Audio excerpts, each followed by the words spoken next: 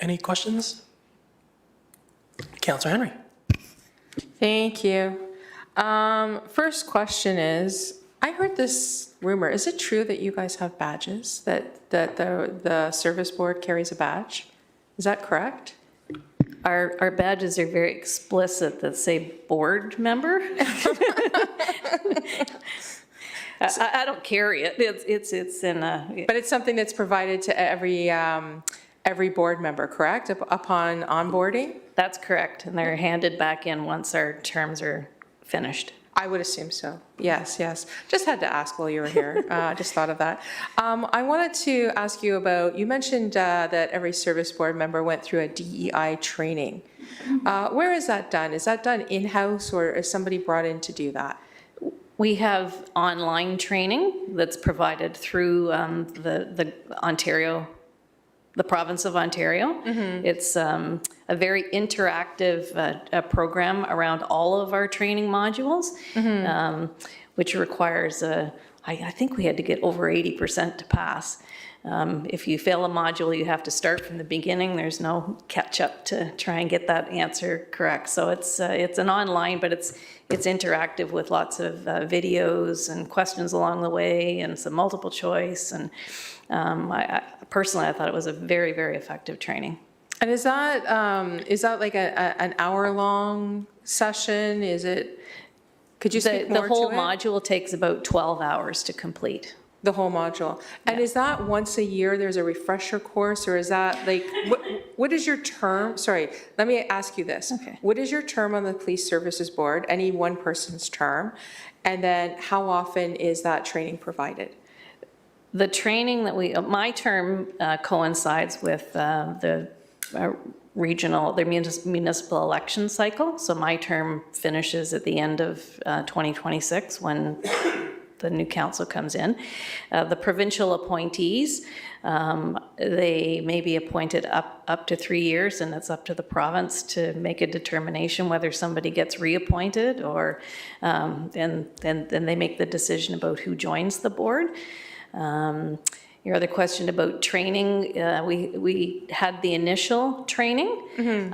Our board in particular has a requirement that's made public for a minimum of 20 hours of continuing education a year, which is reported in our meetings. As one of the reports, I think I would say on average we're well over 100 hours per person. I think it's pretty significant that we have a commitment from the board to make sure that we're continuing to learn. And the province has not done any additional requirement beyond the initial. So we've taken it upon ourselves. We're also members of the Ontario Association of Police Service Boards, who have a very strong training component and do lots of webinars and ongoing education around governance. So your initial DI training is that 12-hour course? Well, it's a 12 hours. Diversity and inclusion is part of it. It's also it's a comprehensive governance training program. It's not just diversity. It's not specific. It's an overall one welcome module. aboard, and this is what you need to know. And in that part of that one 12-hour section is a spot on DEI, and we'll talk about it. Yes. Okay. So when you talk about the 20 hours overall over the 4-year term. Well, we do minimum 20 hours per year. Minimum 20 hours, but not on DEI. That's on just training in general. In general. Okay, so is there ever, I guess I'm getting at, like, you know, as a municipality, we have a fabulous, we call it EDI now, EDI department that is always there for us and has been woven into everything we do. And I'm just wondering, from a police board perspective, you don't have like staff on board that help you with that on the daily. You're not in training constantly throughout the year. You've got that like one piece at the beginning, and if you choose to go get extra training on your own through that 20 hours you're allotted, you can, but it's not mandated, correct? The specific area Yeah. of focus is not mandated. We have much exposure to diversity through a lot of the work that DRPS does. We participate in a lot of their education as well. We're often invited to be a participant in their initiatives. So I don't know, Sean, if you want to add anything to that. Mayor Collier, did you want to add anything to that with regards to the DEI training specifically? Well, first, it's not a small bit like, that you mentioned or it's an entire module is based on diversity, as well as there's another one on Indigenous. It's very, very in-depth, and as Karen said, it's a long process, and it's not like you can set it up and walk away or something. If you miss one thing, you start all over again. It's a very in-depth process, and you cannot even serve on the board until you've completed it, and it's through it's from the province of Ontario through the Inspector General, relevant to community policing, police to the new act.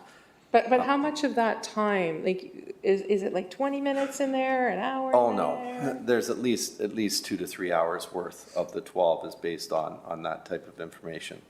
As well as what Karen was saying, there's a lot of different conferences and ongoing training that we go through. If you check out the agendas that are put out, I think quarterly we post how many hours each board member has spent. And you're right, it's generally well over 100 hours. And when we go to a lot of these different seminars and conferences, there are a lot of other modules throughout these that deal with diversity, with hiring, challenges in hiring, because one of the things that we are really challenged with is hiring diverse members of our force.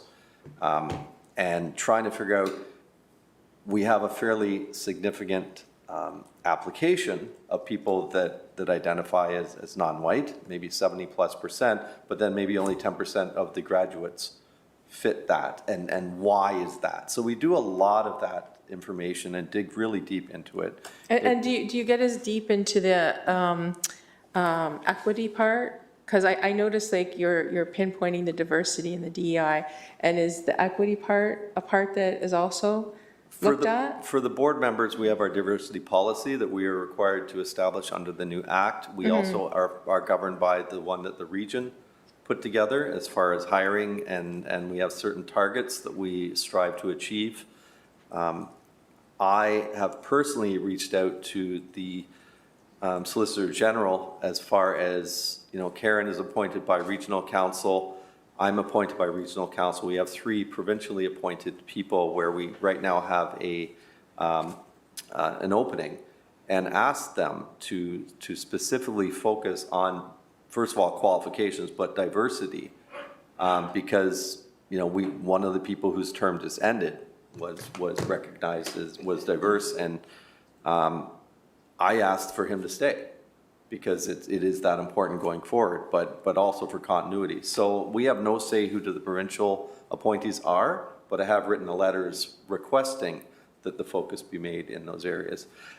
To the board level, remember, we're the 30,000-foot view. We're not the people on the ground we're the oversight of the entire board, so of the entire department. It might be beneficial, I don't know, put the chief on the spot to talk about what's being done at the ground level with regards to diversity. And I have no problem hearing from the chief. I always welcome hearing from the chief. But I was more concerned, like when we talk about the board and we look at the overview that's been given in this presentation today, and we talk about what the board responsibilities are, and we look at,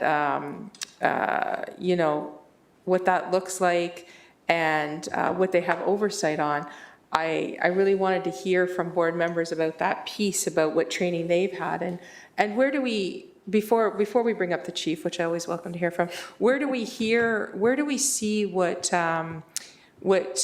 courses have been logged by the board members? Is that something that's public or no? Sorry, Councilor Henry, you only have a minute left. I'm giving you an extra 5 minutes, so just so you know. So can you just make sure whatever your next comment, no, I've given you another 5. Yeah. Can you make sure the next question is your last one? So is this what you want your last question to be? Yes, I do. Okay, great. Yes, I do. I really do. My understanding, it is part of the public agenda and should be on the DRPS website.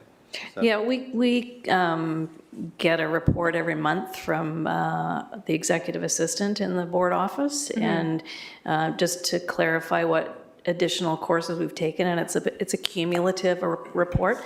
Not sure if that is made public, but I don't think there's any reason it can't be made public so that people understand exactly what webinars and courses we have been taking. It would be very good for the public to see that. I'm Okay. just giving you that feedback. So that Mr. it's- Clancy will take note. Yeah, it's very important when we're looking at the public supporting the police and having confidence in our police and our police services board, that they know and understand what education pieces that you have taken since being appointed, right? So I think it's important. Okay, thank you.